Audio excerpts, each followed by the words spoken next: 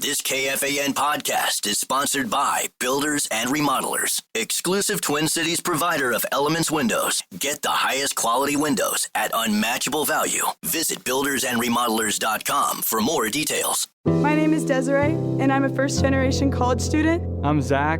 I'm undecided in my major, and I'm a catcher. This message was sent to you.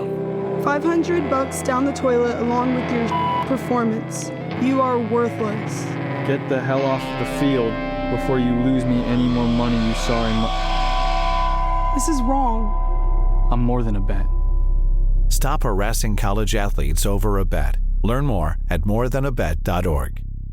Hello, it is Ryan, and I was on a flight the other day playing one of my favorite social spin slot games on ChumbaCasino.com. I looked over at the person sitting next to me, and you know what they were doing?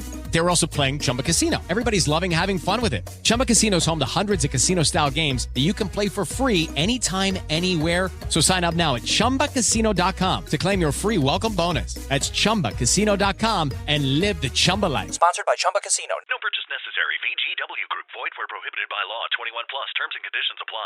To the 651 Carpets Plus studio. Gaardsy in for Barreiro today, here until 6:30, and we've got in-studio guests aplenty today. Lou Nanny will join at 5 o'clock. My pair and a spare buddies, Ryan Burns and Chip Scoggins, coming in about an hour from now. But the first hour of the show, it is a Tuesday, which means we're hopping on Asher Avenue. We're taking a left at Beckett Boulevard. We're driving down the Carson Causeway up to Dillon Drive, and we'll end up on the Tucker Turnpike or the Todd Turnpike, whatever you'd like. On a Todd Tuesday, Meatsauce Paul Lambert joins me in studio, fresh off his most recent San Diego vacation. Hi. Hey, man. How are you? I love that we always do this on Tuesdays. Yeah, it's the best because I got home after the power trip, and my mother-in-law is still in town. She wanted me to ask you, before I forget, who do you think's going to win Wimbledon? Men or women? Men. Jannik Sinner. Women. Probably Sabalenka. Okay.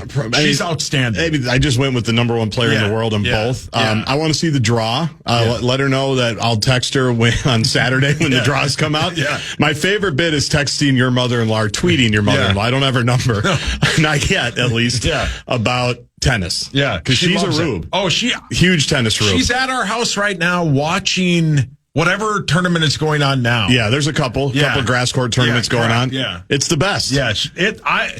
Yeah, I've gotten super into it. It's great. We watched all of, what was the last one? The French Open. Outstanding. Yeah. Outstanding. Maybe the best weekend tennis has had in like 5 years. Great drama. Yes. Outstanding. And it's in a good spot right now. This is Tennis Tuesday on the Fan. Hit your Tennis Tuesday talkbacks on the iHeartRadio app. 30 seconds, whatever tennis question you want for Sauce's mother-in-law and me. No, it's in a really good spot. Yeah. We'll get to it as Wimbledon and the U.S. Open come down. But we got to talk Twins.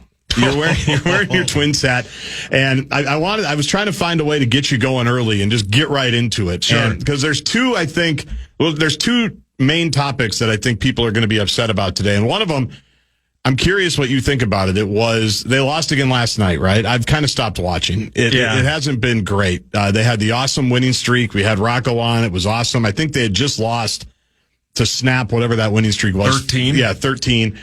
And at that point in time, they were safely in the number one wild card spot.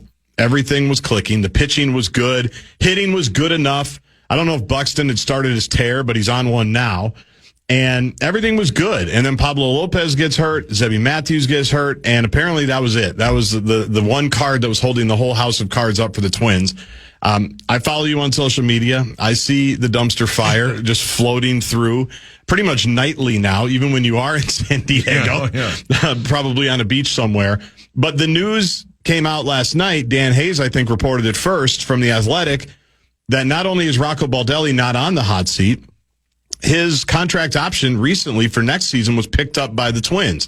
So he's technically under contract for the rest of this season and 2026. How should we feel about that? I know how I feel about that. I'm curious how you feel about that.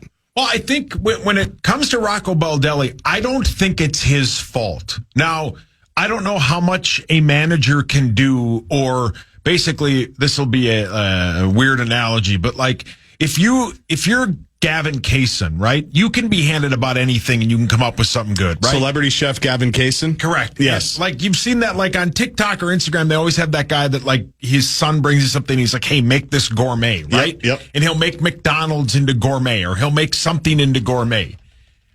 But they are given, Rocco Baldelli is given the bottom of the barrel ingredients to come up with something gourmet. Correa is past his prime. He strikes out way too much. He's good on defense. Yep. He's just past his prime. Buxton is having the best year of his career and he's healthy. And everyone else stinks. They're just awful. They're just terrible. Whatever his name is that plays first isn't good. Ryan Jeffers is good. But you have the rest. Ryan Jeffers, Carlos Correa, and Byron Buxton right up the middle are good. Everybody else is the Cody Clemens pumpkin has it struck midnight with that. That's over with. Having that McBride guy or whatever that guy's Joe McBride has pitched 4 times. He pitches in the last all the time. 3 weeks. He's like their 5th starter. They've lost 14 of 17. They've lost 4 straight, and they have 1 win in their last 10 games. Yeah, right? It's over. But there's just nobody. It's good for me. We were at Kelly and I went to the Padres game on Sunday. Nice. They're, 44, just off the top of my head. They're 42 and 36. Something like 44 and 36. Yeah, 42 and 36, yeah. They play in a tough division, right? That place was packed. Yeah. And they're playing the lowly Royals, packed. The Twins last night, it's the nicest day we've had in a long time. It's not 98 degrees, and a fourth of that stadium is empty. Yeah. They don't give people a chance to care. They don't put any money into it. They screw up selling the team because the guy that they thought was going to buy it used them as leverage to buy the White Sox. The Tampa Bay Rays are getting sold, and the Minnesota Twins with a great ballpark can't get sold. It's sad. They're not good, and they fell apart last year. Yep. Which that isn't all on Rocco. The hitting was terrible. When you lose your best pitcher, everybody else has got to fall in line. Nobody has. Right. The guy who pitched last night's terrible. Joe Ryan is good, but it's bad. And I think at this point nobody cares enough, right? So what? They bring Rocco back. What does it matter? What's it matter? And that's kind of where I am. First of all, I don't think Rocco's a bad manager. I don't either. I think he's a good manager. He's just giving chicken crap, and he can't make chicken soup out of it. David Fema is not making anything right. Celebrity chef David Fema. It's been on Rosie's podcast. He's also been on Rosie's Instagram anytime anybody, because if you go to one of those restaurants, you have to tweet that you were there.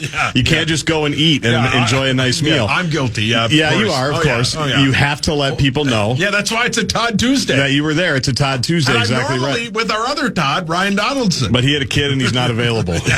No job and one kid. He can't come here. Yeah. Because I saw the report last night and I tweeted out, I have no problem. Now, here's what I'll say. The timing of it is a little weird that they've already extended it to 2026. If you want to quibble with that, you've already decided, we're good. We're just going to run it back with Rocco. I could see why some people might be frustrated by that, but in just the general decision about it, I have no problem with it whatsoever because of exactly what you said.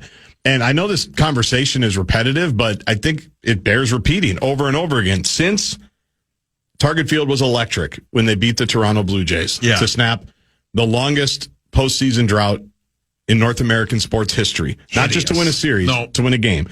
The last time, and I do this all the time, the last time they had won a playoff series before that, I still had at least one of my 3 earrings in from 2001 to 2004.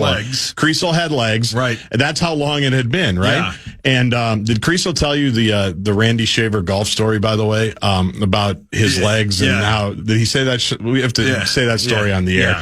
I need Creasel on there. He made me look terrible, and it was brilliant. It's still the funniest thing ever. That's how long it had been, right?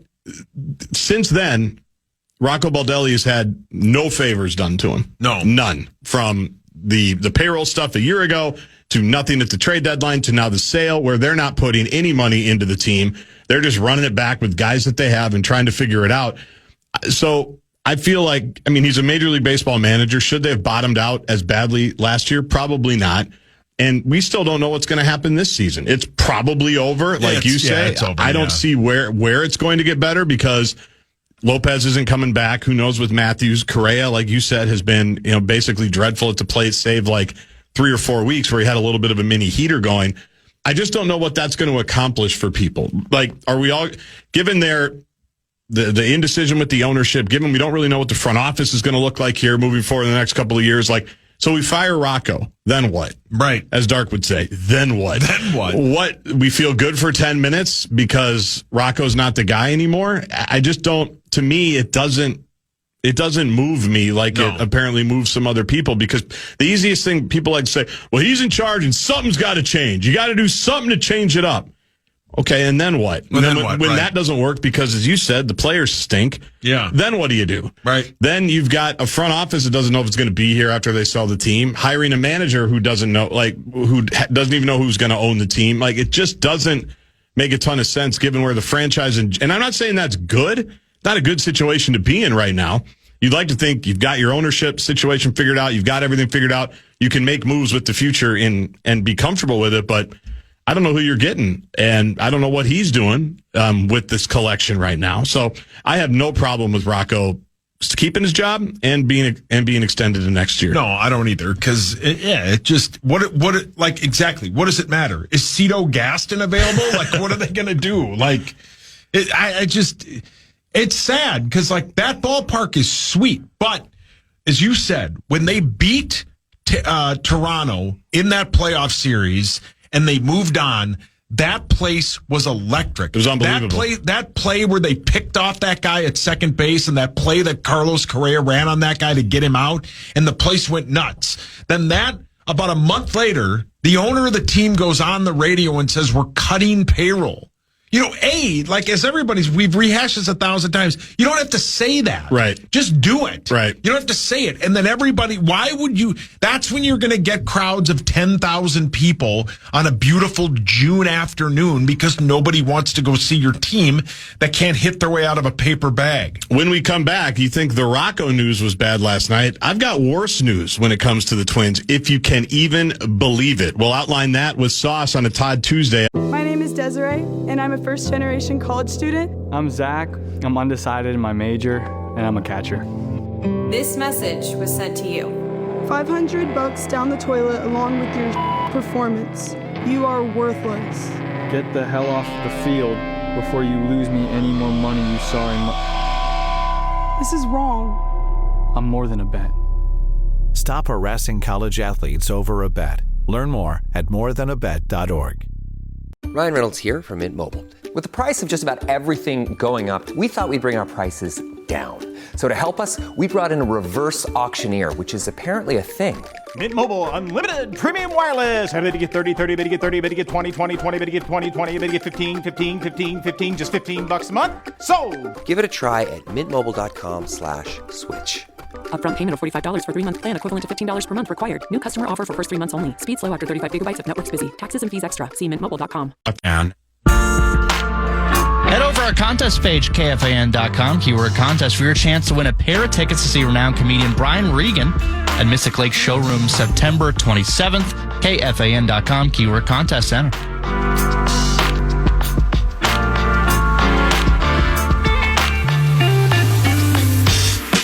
Welcome back, Todd Tuesday on the Fan. Gaardsy and Meatsauce. Brett Blakemore here as well. He golfed today on a Tuesday. That kind of qualifies as a Todd Tuesday. It's a Todd thing to do. Not quite Ryan Donaldson, but that's not your fault. That's fine. I can live with that. Although yesterday you did this. Let me know if this qualifies for a Todd Tuesday. He's going for his yearly trip to go visit his dad in Atlanta.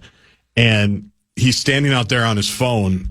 And I don't even know how it came up. He said, I just got a great text. I think this is how it came up. Yeah, I think that's how I said it. I just got a great text. My dad said, you need to update your Tesla account so you can drive my car when you come down here. Yeah, that's Todd Tuesday, Todd, right? Yeah. I mean, that's going to be fun. That's his Todd. He goes, I love that text. That's great. Yeah. Make sure, did you get your Tesla account updated? I did. Yeah, my 2018 Honda is not quite the same. It's a nice shade of blue, though. I always know when Brett's working. Yeah, get you from here to there, though. That's true. So Dan Hayes, I think, has worse news if you're a Twins fan. There's worse news? There's worse news. And this is a good text to the Bradshaw and Brian KFAN text line 64686. And I'd forgotten this, Sauce, from 507. I know Common takes a lot of heat for the poll ads claiming they'd sell the team.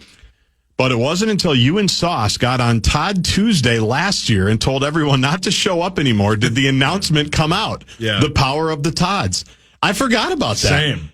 I think you were pretty much directly responsible with me just playing the Ricky Rubio and throwing you the lob. I've ranted about them a lot, but it was like the next day. Yeah. Because you went off on a sell the team rant. Probably, yeah. It's funny how it's like the exact same time. Yeah, that felt like August, right before the state fair. Yeah. That's usually Which when Dan's is right off. around the corner. It's right around the corner. So we can get some credit for that. I got to pull up the mailbag here because this is, I think, the worst news of the day. And it's not really necessarily all that surprising, but Dan Hayes from The Athletic does a mailbag like all the guys. A+. He's great. They're beautiful. And Dane S. asked, are there any new developments with the sale of the team? And we can scroll down. You mentioned Ishbia. He's not in it anymore. $1.7 billion is the price tag, which he reported back in May. Many buyers were concerned about that. Nobody wants to go to 1.7. Sportico estimates the club is worth 1.7. Forbes have them at 1.55.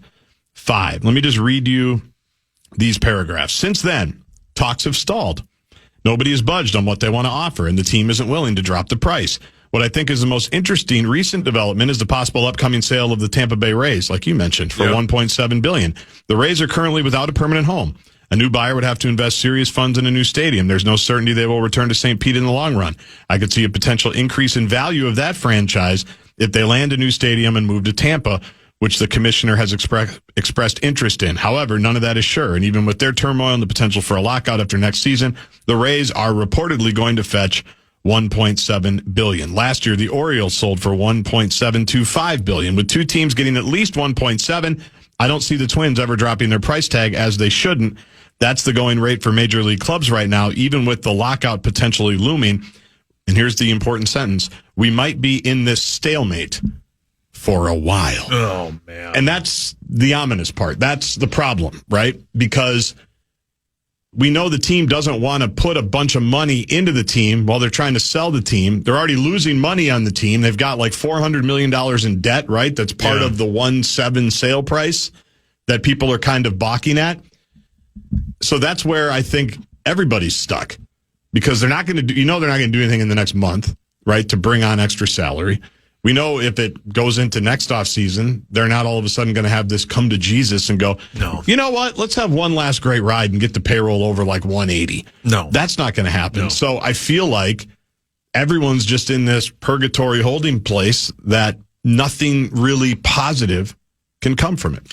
Yeah, it's weird and sad because, like, this, I mean, you and I are at the same age. Like, even though the Metrodome was a dump, it was our dump, right? Like, sure. The 91 World Series was outstanding. Game 6 is the greatest, maybe the greatest memory I have from my childhood. My dad and I win. It was outstanding. We sat in the upper deck, but it didn't matter, right? We were there in that moment. There wasn't the internet. You had to watch the game. And that was before they had the extra screen up on the first base side of the field. Right. So my dad, I think his secretary had this like mini Walkman TV that we brought with because it was the only way we could see a replay. And it was outstanding, right? They haven't been relevant since that day. They just haven't. They were terrible in the 90s. They've had some good runs. Yeah, but it was cute when they were going to get contracted because then everybody got behind them. Yep. The Mankiewicz bit was fun. The Maurer and Morneau bit was great. And then, they just don't win. The team they had when I first started here was Santana. That was awesome. And Liriano was outstanding. Brad Radke. They should have won a World Series. 2006. That's the best pitching staff the Twins have ever had, and they lost in the first round. Oakland A's. Correct. They were swept, I think. Yep. Had home field. Yep. And it was awful. You couldn't have beat Liriano, but the A's did it, but you could not. It was almost impossible to beat that pitching staff in a 7-game series, and they never got to that point, right? But now they're just in purgatory. And I think for a while they could sell hey, it's only nice in Minnesota for 4 months. Right. Come out to the ballpark like the Saints do. The Saints are so good about it. Doesn't matter who's on the field. It's a beautiful ballpark. It's fun. And it's a great spot to be. They have Snuffies at the ballpark, I think. A+. Yes. A+. Yes. But the Twins don't have anything to offer. It's expensive. The parking's expensive. I mean, this isn't Target Field, but like at every baseball stadium on Sunday, I had 2 beers. They were $22 a piece. Ooh. What are we doing? Yeah. What are we doing? Like, yeah. who can go and bring like a family of 4, buy the tickets, pay to park, and then to feed everybody, it's $150. Right. It's outrageous. So they don't have that anymore. The shine of that is off. People don't just go because it's beautiful at Target Field. And now they're bad. And now they're in a rut because the ownership doesn't care. They haven't cared in years. And they aren't adding anything fun to the team. And they're just in a rut. And it's going to remain like that for a while. That's the thing. Like, it feels like they're almost entering what the Wolves had after Garnett. Well said. And one of the things the Wolves finally did was they understood their position that no one wanted to go. Yeah. I always talk about the fact that you could join Lifetime Fitness, which why wouldn't you? Yeah. Lucky, it's the best. For sure, yeah. The one you dine is A+. That's what I've heard. I don't get over to that one. A+. I know everybody there, and A+. I don't need anybody asking for a spot that I went to high school with. We could do a Todd Tuesday from that Lifetime. From the rooftop. On Monday, on Wednesday, on Sunday morning. The rooftop pool. Shout out to anybody listening on the iHeartRadio app that I went to high school with. Shout out to Ryan Donaldson. He's probably there right now. Getting your leg day in. Yeah. What were we talking about again? Oh, but one thing, part of the reason why the Wolves have such a loyal fan base right now is that first of all, they got good. But before that, I'm talking like 2013, 14, 15, 16, when it was bad. Like, 17 wins bad. Yeah. 25 wins bad. Carl bad. Exactly. So 2015 was when he was drafted. And even then, they weren't very good for a while, right? But they understood no one wants to come here. We have to make it appealing to come here. The tickets have to be completely slashed. Yeah. We have to basically give them away. If someone wants to buy season tickets, we have to do everything we can to make it, besides the basketball, the season ticket holders have to get 50% off merchandise. They got to get 50% off concessions. And I'm sure the Twins do some of this, but there's going to have to be like a bottoming out almost, a humility of saying we can't do what we did when Target Field opened anymore. But I don't know how they're going to do that when they're already losing money. The Poleheads don't want to lose any more money, but they're going to have the team now for, I think, at least the near future because they can't find anybody that's going to buy it. But that's where I feel like this thing is going because as long as the Poleheads own it, it's going to be, we have to make a certain amount of money to spend a certain amount of money. And if we don't hit that, we're going to spend less. And how are you going to get out of it? It's just going to be an ugly, like it was at Target Center on all those random Tuesday nights. So good luck, everybody. Yeah, and you're not going to win the lottery and get the next Anthony Edwards, right? And if you do, you got to wait like 4 or 5 years till he comes up here. Walker Jenkins, the best prospect they've had since Joe Mauer. Off the top of your head? Yeah, off the top of my head. Yeah. Is, he might not be here till 2026. Well, that's next year, but you get it. Like, yeah, it's greasy, man. It's but that's why, that's another reason why this town is great. We have every team. You go to San Diego, which I was just there, but that's a stunning city. Lieber spot? They have one pro team. Right. One. Right. They don't have a football team that was taken from them. They used to have San Diego Clippers. They used to, basketball with your guy Walton. Yep. And then, they would never have a hockey team, although I think they would support it. But they have one team and they worship that team. And we have all 4 of them. And now we're at this point, we're just waiting for your Gophers to start. And we're waiting for the Vikings and then whatever the Wolves do this offseason, and then we'll go on from there. Let's talk about those last 2 topics when we come back. The Vikings and the Wolves, the Kevin Durant stuff. The draft is coming up tomorrow, first round.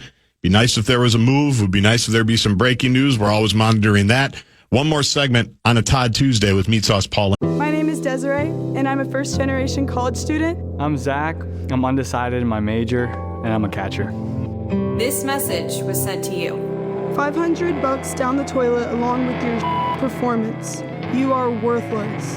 Get the hell off the field before you lose me any more money you saw in This is wrong. I'm more than a bet. Stop harassing college athletes over a bet. Learn more at morethanabet.org. Ambered after that. Get ready to laugh. Comedy legend Bill Engvall is back at Treasure Island Resort and Casino Friday, September 5th The blue-collar comedy tour icon may have retired, but he just couldn't stay away from the stage. Here's your sign to catch him live for another round of side-splitting humor. Get all the details, TICasino.com.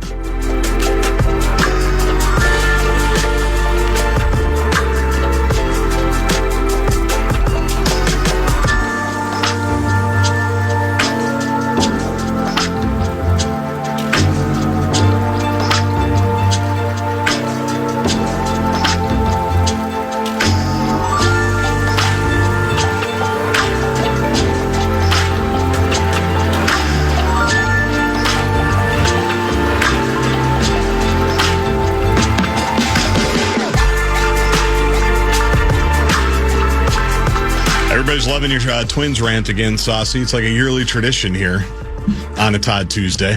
Well, thank you. Gaardsy in for Barreiro, 651 Carpets Plus Studio. You can hit the Bradshaw and Bryan KFAN text line 64686. You can also hit the talk back of the iHeartRadio app, 30 seconds to say whatever the hell you want to say. Brett likes to screen those. I know he loves just sitting there and screening your talkbacks. We're going to have Ryan Burns and Chip Scoggins in at the top of the hour. We're going to talk some college sports and Gopher football. So got a lot of Twitter questions for those two, but if you have talkback questions for them, feel free to load those up now. They'll be here from 4 to 5, and Lou Nanny will join at 5 o'clock. He was probably playing golf today, too, like Brett at the club. Yeah. A little different spot. I don't think they were playing at the same spot. Probably not playing at the same spot, but who knows? All right.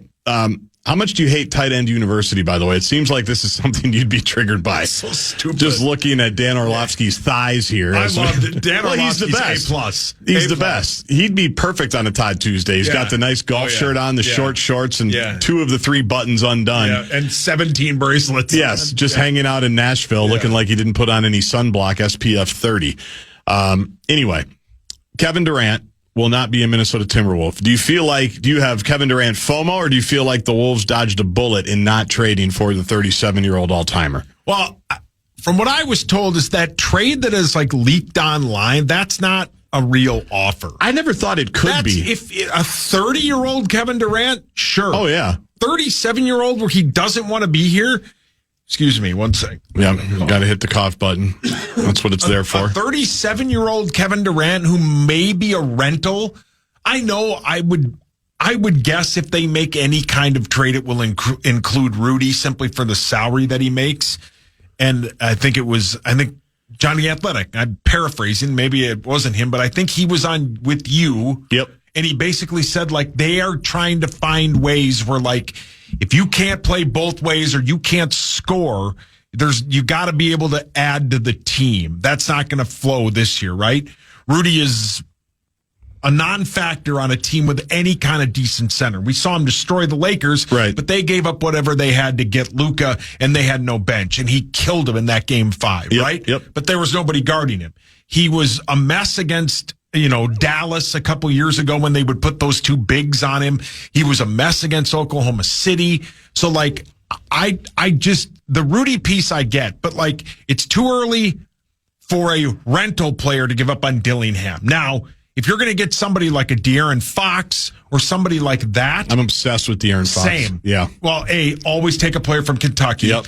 And B, he's outstanding. And the second overall pick, that Dylan Harper kid from Rutgers, which did they not play? How were they not the best team in the country with 2 top 6 picks? They played, but it's still hard to be good with freshmen. In college basketball. It just is. Because every team now, because of NIL, I mean, Dawson Garcia and Parker Fox were 33 years old this year, right? Yeah. So, I mean, those are just examples. Like, you're playing older Parker's dudes. Doing ads for AARP. He is. Yeah, he gets a discount on rental cars and everything. It's great. He eats. Yes, he goes to Perkins and he can eat off the 55 plus. Lucky. Yeah. T12.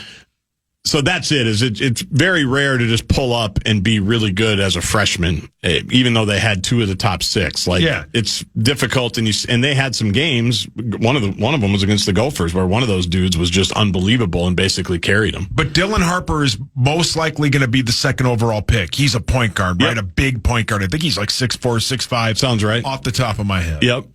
And but then that creates a log jam with De'Aaron Fox. So, like, he might be available. And we've seen interdivision trading, right? Like that's different in the NBA. Like that doesn't really happen in the NFL because A, trades don't happen a lot, and B, you're not going to hand somebody who's really good to somebody like in your conference or division, right? But like that's something I monitor. Like De'Aaron Fox would be outstanding. They need somebody. And this isn't a rip on Julius Randle, who I thought down the stretch was outstanding. And Jaden McDaniels he's like a 1.5 player, right? He's outstanding on defense. When he's hot, he's great on offense. When he's ice cold, he's not good.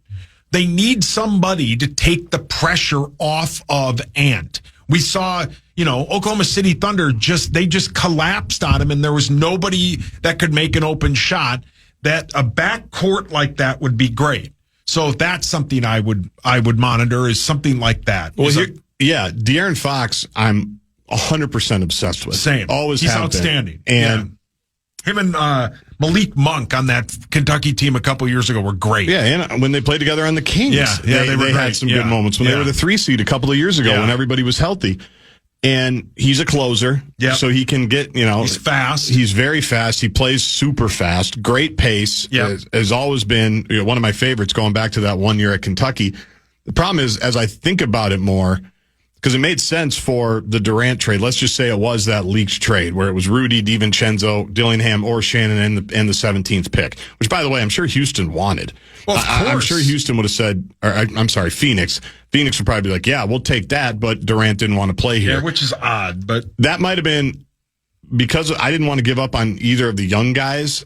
I was not in love with that trade, given what we didn't really know about Durant, whether he wanted to be here or not. But I bring it all up because that same deal, for example, or something like that, I don't know what we could give San Antonio that they would necessarily want, right? Like Rudy's irrelevant to them. Well, Julius. That's it, yeah.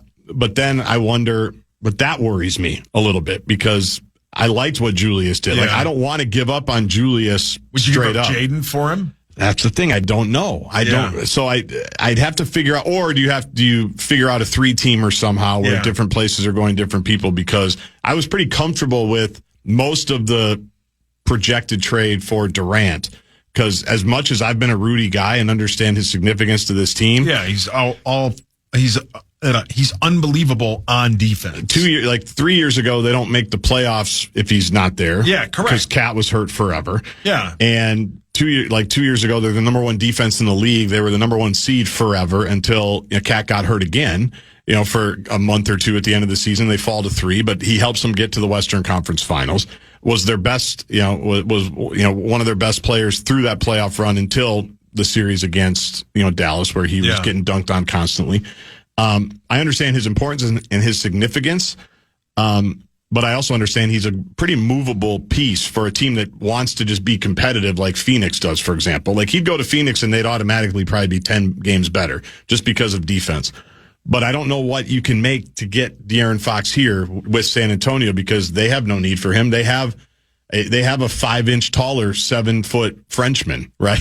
Like they've got their center. They don't need anything there. Wemby's different, obviously, but I would do everything I can to try to figure out De'Aaron Fox, a Derek White, who's another name I've seen that's been floated around. Yeah, Kobe White, Lonzo Ball, who's cheaper and hopefully healthy, because they do need some type of stopgap at a point guard. I'm not ready to give up on Dillingham. I think it's way too early. Just even in his extended time or his limited time, like he could get a shot like anytime he wanted. In the NBA, where they're the 1% of the 1% athletes, he looks different in how quick he is. But you do have to figure out you can't play Conley as much as he did last year, but I don't think Conley's completely worthless either. So and he's going to be on the team next year.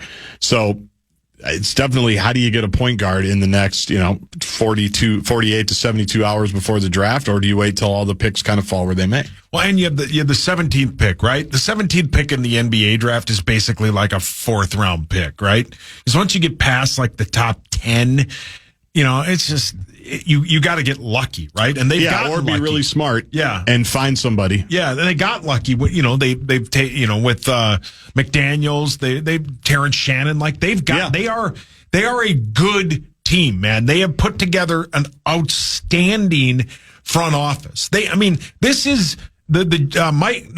not Mike Conley. What's the GM? Tim Conley. Tim Conley might be the best GM this state has ever had. He's outstanding. And at this point, we're just, we're waiting for some massive trade because every year, 3 months ago at the trade deadline, 4 months ago, hey, they were a team that tried to get Durant. They're going to try again this summer. He doesn't just sit on his hands, right? So I would assume that if they're going to do something, a team would want that 17th overall pick, right? And then they have the first pick, I think, in the second round. They have 31, yeah. The first pick in the second round. So something may be done tomorrow. I don't know. But the fireworks, we now wait for them because they happen with this team. That they are so close to getting to the NBA Finals that it feels different running this team back than it did a couple years ago with Cat and all those other pieces. It just feels different, like they're going to add. I love Mike Conley. He's outstanding on this show, but they've got to find someone who can consistently score 10 straight points when Ant is being, boxed up and they got to find somebody who can score off and just be good at focusing on that. And they got to find somebody else, man. So, but it's going to have to cost one of these pieces, right?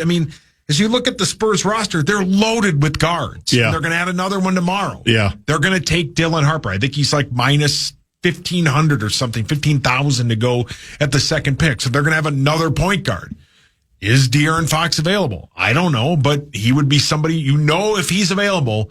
The beauty of this organization is Mike Conley will call. Tim Conley will call. That was a test you passed. Thank you. Yeah. How do we feel about Julius Randle long term?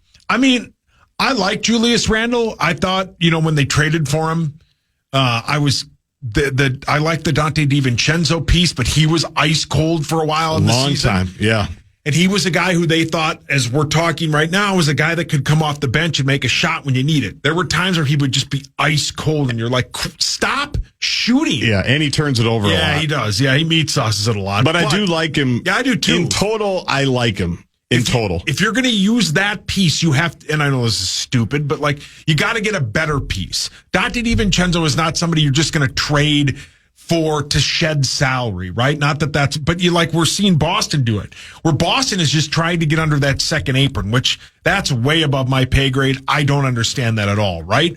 But we're trying to we got to find, if they could add a stud point guard to this team and keep the nucleus of it intact, they'd probably be pretty good. Yeah, good. Randall, it was ugly for the first couple of months. It was ugly. And Finchie stood up for him, never ripped him, was always on his side, and he was right. And that paid off until it didn't. He was horrible against Oklahoma City, horrible. Right? Yeah, he Meatsauced it. But most of them were. Yeah, Ant was horrible. Yeah, everybody, we talked about it yesterday. The Thunder pushed him around, and the Wolves didn't respond right. And they were mad because SGA was flopping the first couple of games, which I'm still mad about. Yeah. Watching the finals, it was like a different person. All of a sudden, he had great balance. It was strange when he couldn't stay on his feet for the first two games of that series. Hideous. But the Wolves didn't, you and I can be emotionally erratic about that. The Wolves, you got to toughen up a little bit and deal with it. They didn't. Randall specifically was dreadful. Checked out. He was dreadful. And that's scary. Yeah. However, I'm willing, what Tim Conley said in his postseason press conference kind of stuck with me, that because Finchie gets a lot of weird heat too sometimes from fans. Finchie's. No offense to anybody listening. Finchie's the best coach they've ever had. I don't think that's debatable. He's the best coach they've ever had. I love the Saunders family. Outstanding people. Everybody does. Ryan Saunders is A+. Correct. Flip was A+. Correct. He called here once, hammered at the Masters, and he had this crowd cheering my Ryder name. Cup. Yeah, Ryder Cup. Because you were gone. I was gone for you. And I was just hammered. Yes. He was the best. The best. But Chris Finch is the best coach they've ever had. And what Conley said post-season stuck with me and made me not reframe my view on Finchie, because I think he did a good job this year. What they've asked him to do the last 2 years is tough. They blew up the whole team twice. Yeah, twice. And this most recent one was I was in Ann Arbor, Michigan, having dinner. Oh, good for me. And find out that they traded Cat the day before the season started. Yeah. After you spend the whole summer trying to run it back and figure out what it's going to look like and how can we tweak this and how can we move these guys around to get one more round further or 2 rounds further and win a championship. And he figured it out. He pieced it together. They closed on a great stretch, 17-5, I think it was. They obviously didn't have the most difficult road to the Western Conference Finals with a depleted Laker team who refused to play anybody but their starters. Yeah. And Golden State without Steph, like that, they could have lost in the second round if Steph's healthy. Yeah. Very possible, right? The Warriors were also playing very good. But I'm willing, let's say they do nothing and probably lose Nickeil Alexander-Walker and just run it back with most of this team. I would like to see how Finch and staff get to put together a team that gets run back with the guys from a year ago. Yeah. Like, did they find something late there with Julius Randle that is going to be workable? Did they figure out in the playoffs how he can be engaged the whole time offensively? He played great defense, I thought, for much of that series too, which was a big question mark. Like, I do have a lot of faith in the coaching staff, and I would like to see how they cook. We talked about cooking at the top of the show, how they cook with most of the ingredients coming back, right? Yeah. As opposed to, it would have been obviously it would have been fascinating if Durant came here, but that would have been a big departure. If you're losing your defensive stalwart, maybe one of your younger guys, like I was willing, but I'm willing to see if they don't, obviously you want them to add a point guard, but if they do just bring back Randall and Naz on restructured deals, which they're both going to be, and opt in one case, opt in and extend in another, who knows? I'm willing to take my chances with what they come up with. Now, with this group knowing what it takes to, what the Oklahoma City Mountain feels like moving forward. Yeah, we saw in those first two series, with or without Steph Curry, especially that Lakers series, and we saw them last year, until they ran into Dallas, they would bring the fight. They got the fight brought to them, and they couldn't respond when they played Oklahoma City. They brought the fight to the Lakers, and they beat the bejesus out of them in 5 games, right?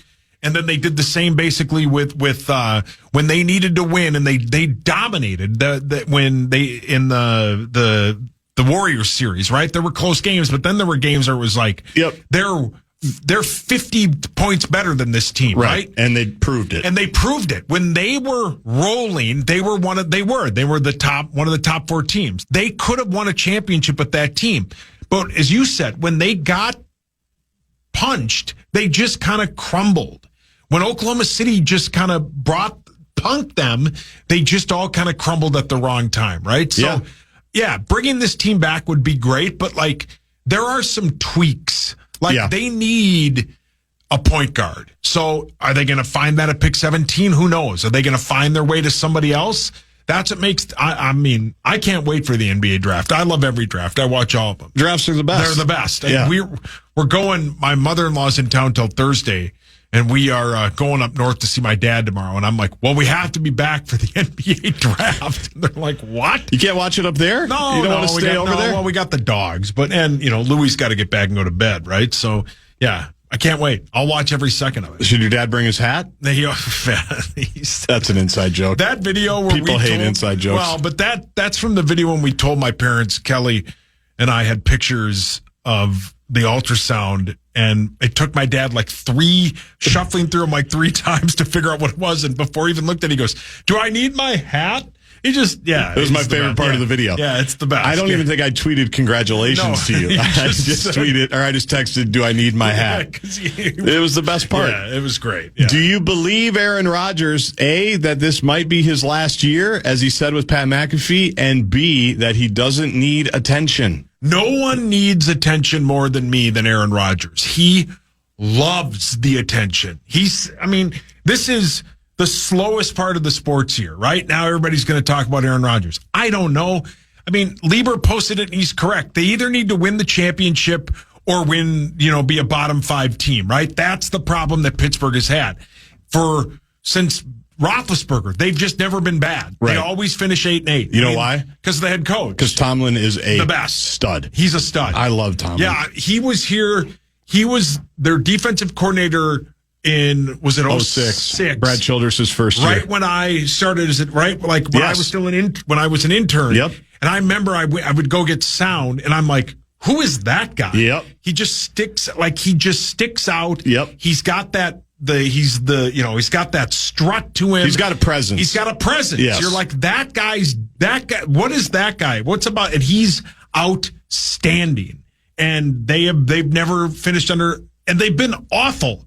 And they've still never finished under 500 with him as a head coach. Do you have any FOMO now that Aaron Rodgers is back in the news cycle and he's all in? That he definitely had conversations. KOC was in the studio. Hawk asked him about it. I know that they were friends and they hung out in San Diego where you just were.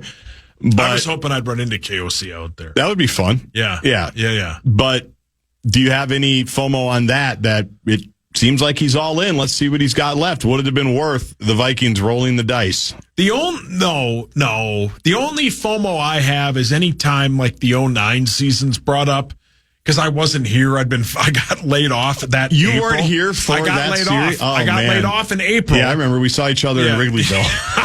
Oh yeah, I fell into that car. That was.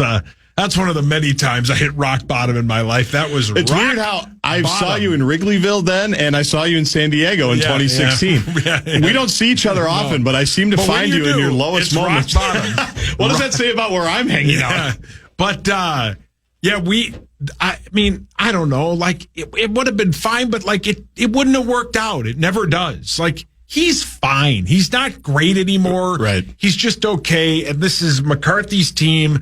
And we'll see where this goes, right? Training camp's in less than a month, man. That's exactly unbelievable. 4th of July next weekend, and then it's basically, when do we get to Egan? Yeah, what are you doing for the 4th?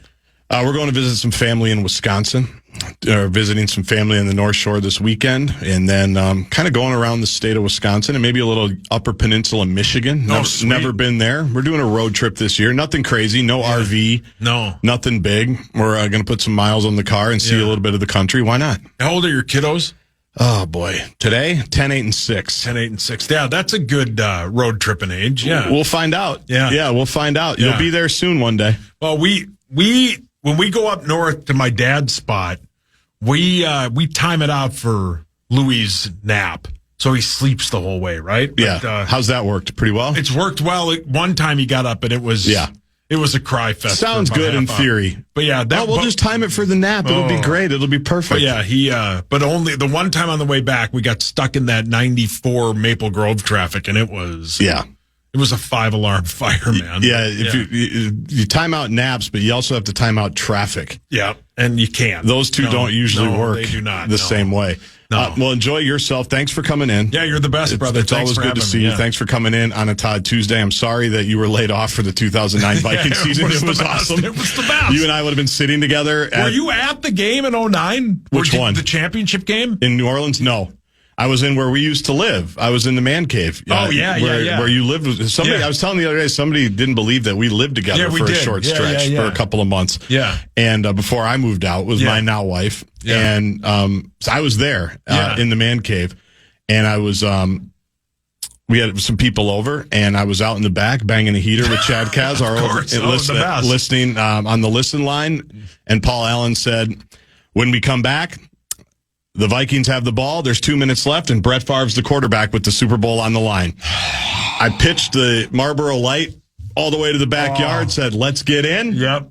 Oh. And we all know what happened after that. So I was watching, I don't know why, but I was watching the Dallas game when they beat down Dallas, the highlights of it. I was at that game. Well, I don't know why I was watching it. Yeah. But in that bit, there's a pass where he throws it across his body, and Sidney Rice catches it and scores. And and Joe Buck says, nobody does that better than Brett Favre. And a week later, it's over.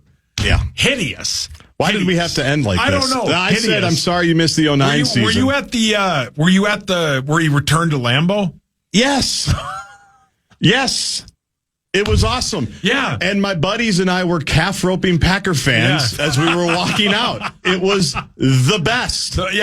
That's the only season here since 2005 that I've missed. Yes, I was there with some of my buddies. Yeah. Some of my Todd buddies. Yeah. We all went over there, got tickets, stadium view the night before the game. It was Halloween weekend. I've never heard booze like that in my life.